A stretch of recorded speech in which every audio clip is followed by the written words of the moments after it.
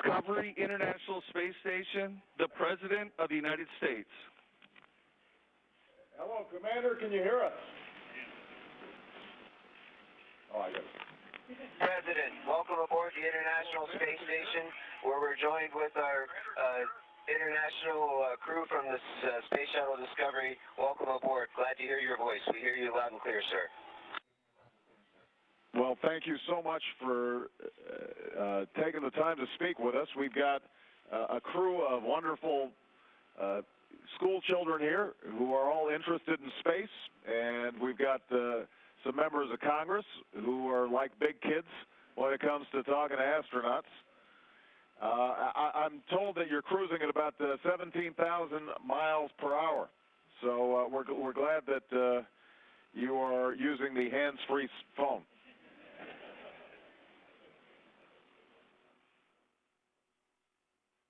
Mr. President, we go around the planet once every 90 minutes. It's quite a thrill, and it is very fast, and we see 16 sunrises and 16 sunsets every day. That is unbelievable. Well, the first thing we want to do is just let you know how proud we are of you. I've got to say, especially once I found out that you're from Bellwood, Illinois.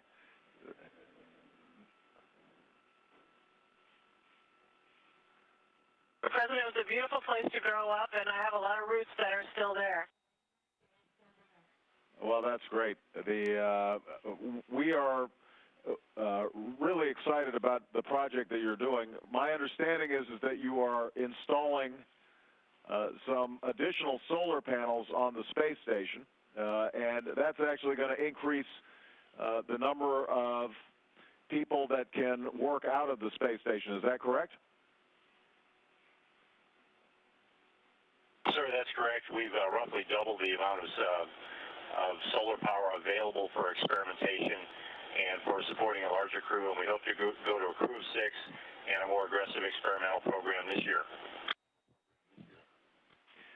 Well, this is really exciting because we're investing back here on the ground a whole array of solar and other renewable energy projects, and so to find out that you're doing this up at the space station is particularly exciting. Can I ask, how exactly do you end up installing these solar panels? What's involved? Somebody want to give us a rundown on how you go about doing it? Yes, sir. First, it comes up on a truss segment, which is about 5 feet long. We use a robotic arm to attach it to the end of another truss segment, and then once that's attached and bolted on to spacewalks, then we'll go ahead and unfurl, or actually deploy, the solar arrays in a position so that we can unfurl them from inside during commanding through software. About how long does it take?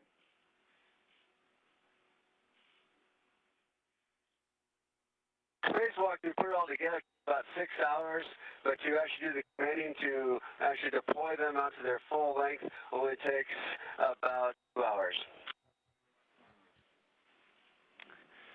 Well, obviously, we're really proud about the extraordinary work that our American astronauts are doing. You are a representative of the dedication and sense of adventure and discovery that we're so proud of. But one of the things that's wonderful about this is that it is an international space station, and I know that we have our Japanese and Russian counterparts on board as well. We'd love to say hello to them and hope that that this is an example of the kind of spirit of cooperation that we can apply not just in space but here on the ground as well. Yeah, it's an honor to have a chance to talk with you, Mr. President. We have a Russian crew member, American crew member, and I'm from Japan, and we have 15 countries working together in this wonderful project, National Space Station, as well as on the ground in space, and this really symbolizes the future of the scientific development of the world, and I'm just happy to be part of this. That's wonderful. Mr. President. We work together to everything. It's really, really important for us. And American, Russian, Japanese, Italian, and to everybody, people, all people work in the space for peace. Now, I notice you're bouncing around quite a bit there, guys. Are you wearing something to strap you down, or are you about to float away?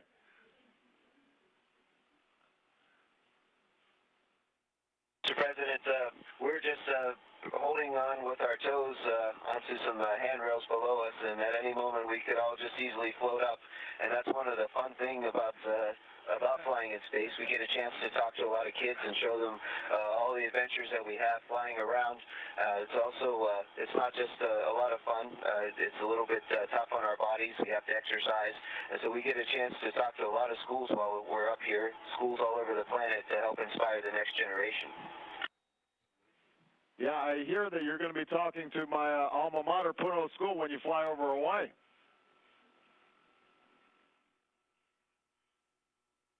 I'm looking forward to that, sir. All right, well, you tell them aloha. Listen, we've got a bunch of young people here. I want to see if any of them have some questions. Anybody have a question over here?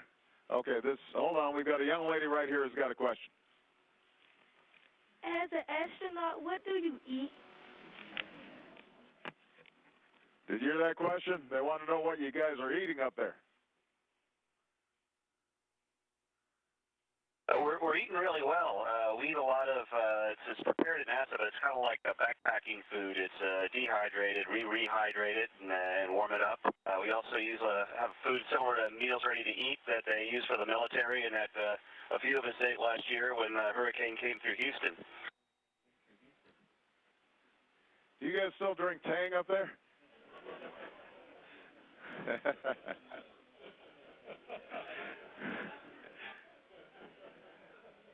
I've got Bill Nelson here, and he says that's been taken off the menu. That's by the way before the time of you young people. We used to drink Tang. We got a young man right here. Hold on one second. Can you play video games in space? Can you play video games in space?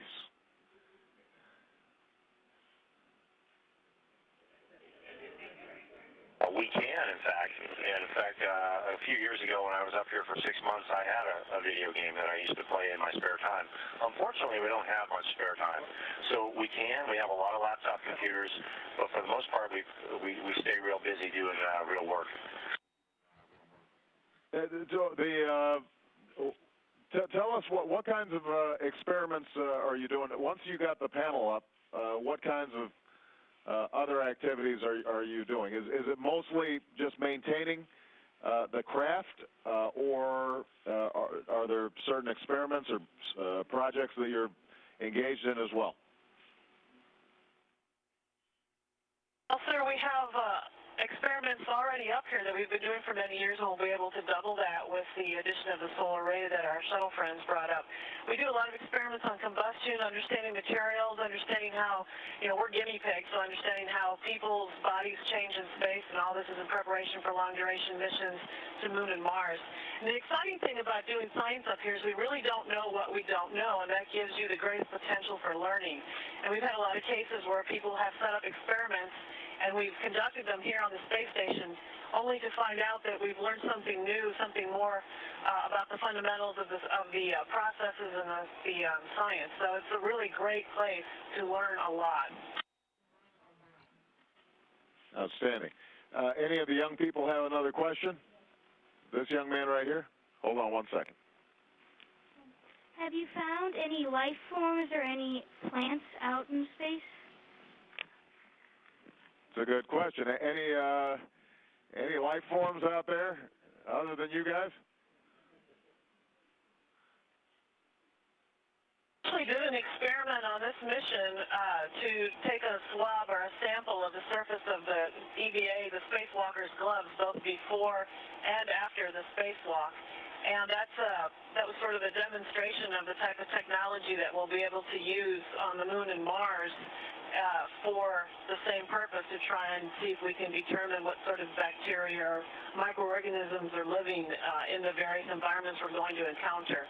We unfortunately haven't really found anything here. I think we'll have much more success at finding new types of life and different structures when we go to places like Moon and Mars and moons of Titan and these other types of environments. Excellent question. All right. We've got a young man back here. What things did you have to study to be an astronaut? All right, that's a good question. You guys are all extraordinarily trained. What if we've got some budding astronauts over here? What should they be doing? I'm assuming they better hit the books on science and math. That's you got it just right.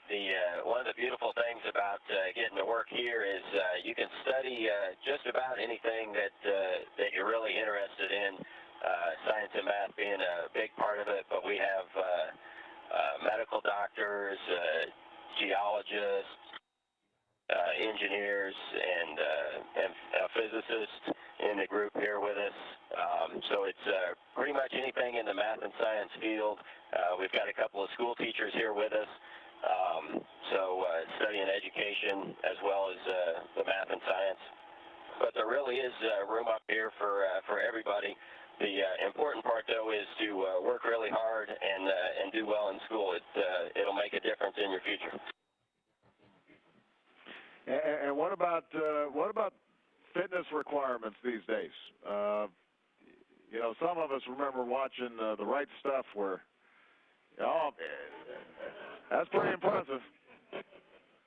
Well, Mr. President, the fitness requirements are still. Go ahead. I'm sorry. President, the fitness requirements are still there. Matter of fact, the International Space Station just recently incorporated a new fitness machine. It's a very, very fancy workout machine you see in a gym, but it's called the A-Red, and we can do a lot of good exercise on it, leg exercise, strength training for your legs as well as your upper body. So, particularly for the long duration folks, it's very important to maintain your muscles in good tone and help you readapt when you get back on planet Earth. Excellent. Okay, there's a young lady back here who had a question. When you say you exercise, what do you do?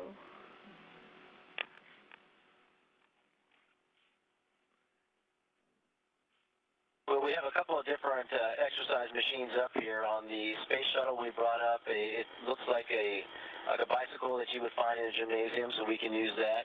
And they have one here on the space station. And the other machine, you can do all kinds of stuff. You can do squats, you can do curls. So we have a lot we can do. We also have a treadmill, so you can go ahead and run up here in space.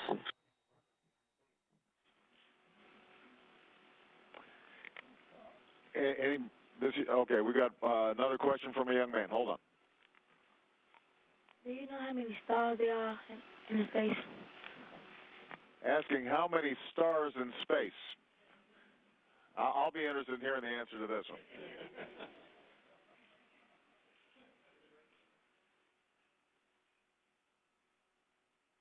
Well, aboard the International Space Station, we can look down and see our beautiful planet Earth, and we can also look up and see the rest of the cosmos. And we can see that there are so many stars out there that it's very hard to count them all. And we can see that our Earth is a very small planet in such a big universe. And it's just really amazing because it gives us a deep perspective of that we have to really take good care of our own planet, and that our own planet is just a small place, and we have the whole rest of the universe to work together in an international sense and go explore this whole universe that's in front of us and all the discoveries that we'll make together. So maybe we'll someday be able to count how many stars that we have, because we're starting to go to to the stars as human beings together. And that's what's really exciting about serving aboard the International Space Station and flying up and down on space shuttles, is that we're part of that great adventure. And we need you kids to study hard, because we can't do it all by ourselves. We really need you guys to work hard and do whatever you're supposed to do, and do it well, like Tony said, because there's a whole universe in front of us. I had a quick question. Does weightlessness have an impact in terms of your ability to sleep?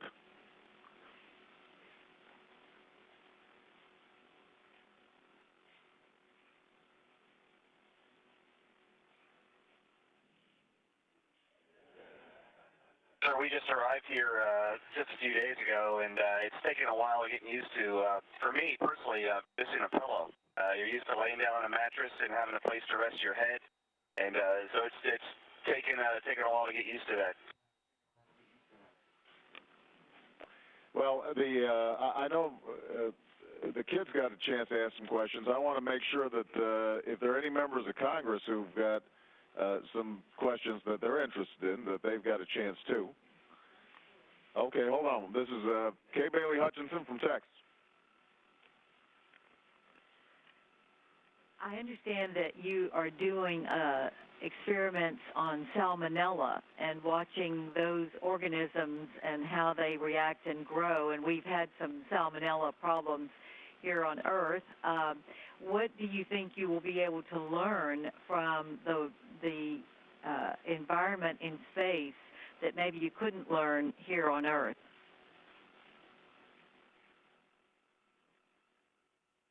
Actually going to have a bit of a hard time answering that question. We do indeed have an experiment called the National Laboratory Program Vaccine Experiment, in which salmonella in which certain microorganisms are exposed to salmonella. My job as an astronaut was basically to turn the crank and activate the experiment, and then after about 4 or 5 days, turn the crank again and deactivate it. I'm not exactly sure what the scientists are going to do with the data back at home or with the samples. We are returning, however, 8 big vials of samples of these cultures with microorganisms and salmonella, and let the scientists go to work.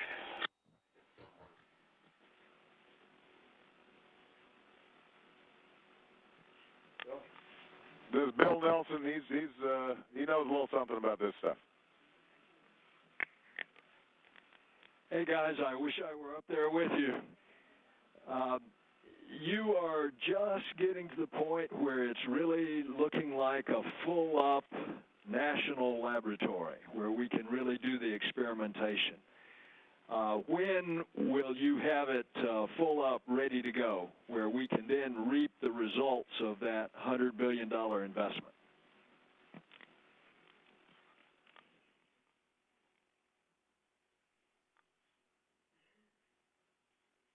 It's nice to hear you again, sir.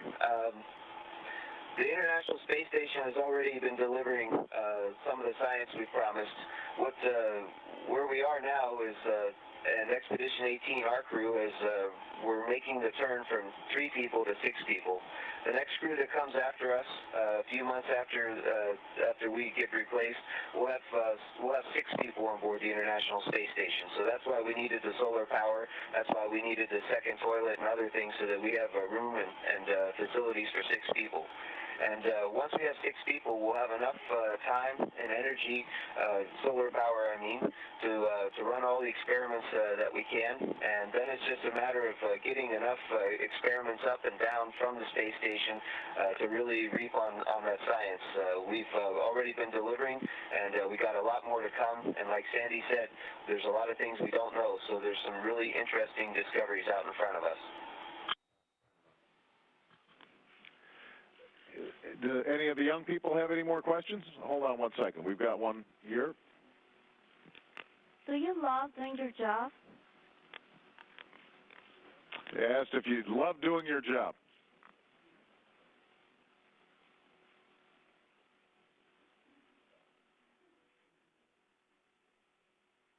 Yes, it's wonderful to work in space. Ever since I saw Apollo 11 lunar landing when I was 5 years old, I always longed for going to space and work. And here a dream came true. I had to study hard and work hard. but I'm so happy to be here, and I'm loving living here and working with so many wonderful people here. Just a couple of logistical questions. How long did it take from the time of launch? How long did it does it take to get to the space station?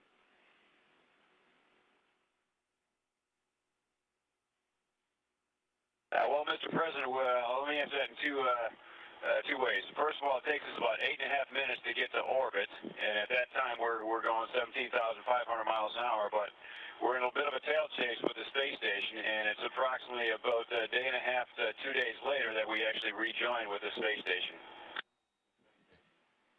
Okay, so 8 minutes just to get in orbit, but then you've got to basically try to catch up with the space station and match up so that you can lock in. Sure, that's exactly right. Okay. Anybody have any more questions? Hold on one second. What's your favorite or the most interesting experiment you're working on up at the space station? Okay, do you guys have a favorite experiment right now? That's a really tough question because they're all interesting in different ways. Mike and I were doing a flame experiment where we were trying to help the scientists on the ground understand how fire behaves up here. There's all kinds of reasons for that. So that was interesting because it's sort of an unusual environment to intentionally put a fire. I think one of the ones I like the most is an experiment that we're doing on ourselves to try and understand how our nutritional state changes and our biochemistry changes, and that'll help us design food and understand a little bit more about the processes that the human body undergoes. That's probably my favorite one, but there's all kinds of interesting things in all of the experiments. Now, can I ask you a question? Were you tempted to cut your hair shorter while you were up there, or is it fun and weightless? Well, that's a really good question because it is a little bit of an overhead to take care of long hair here. I think, ideally a short haircut's the way to go, but quite frankly, on me it wouldn't be so nice, so I kept it long. I think it's a real fashion statement. Hold on one second. We got another young man back here. How much spare time do you have in the day? How much spare time do you have? It sounds like you guys are pretty busy. They do keep us pretty busy up here, and we have a very tight schedule that starts from the moment you wake up until the moment you go to sleep. But they give us a little bit of time in the morning to get yourself ready, get yourself cleaned up, have some breakfast, and the same in the evening. So we can use that time to either call down to our family and friends or maybe even check our email and see how things are going back on Earth. Now, that's interesting. Does email work pretty much the same between the space station and computers here on Earth?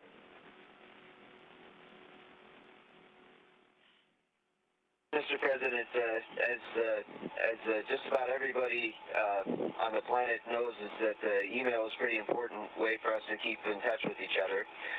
Even though we're really far away and traveling really fast, we still use email also. Unfortunately, we only synchronize our emails once or twice a day, sometimes 3 times a day. So it's not as fast and instantaneous as we are used to on the ground.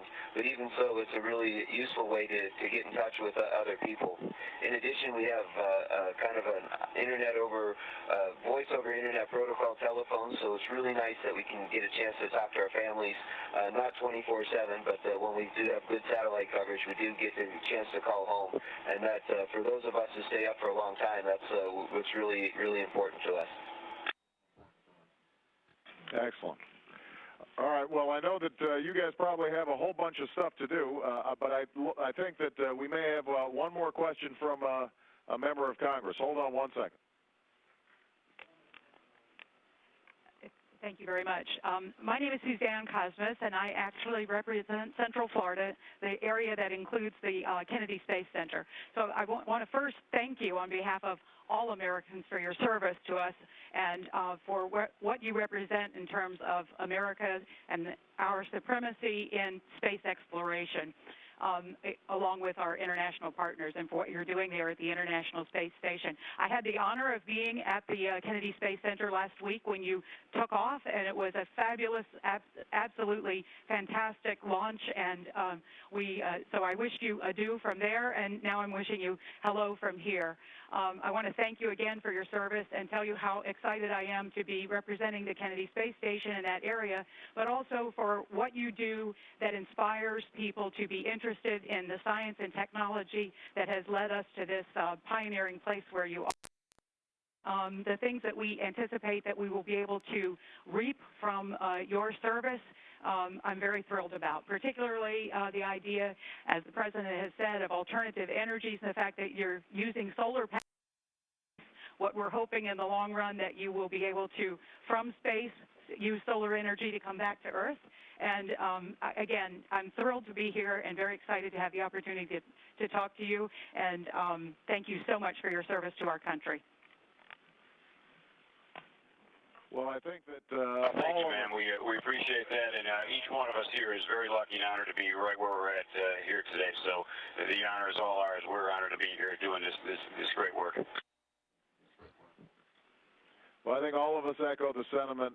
We are extraordinarily proud of you. We're so grateful that you took the time to speak to all of us. I know these young people are pretty excited to be on a direct link with astronauts in space. So does everybody want to say goodbye?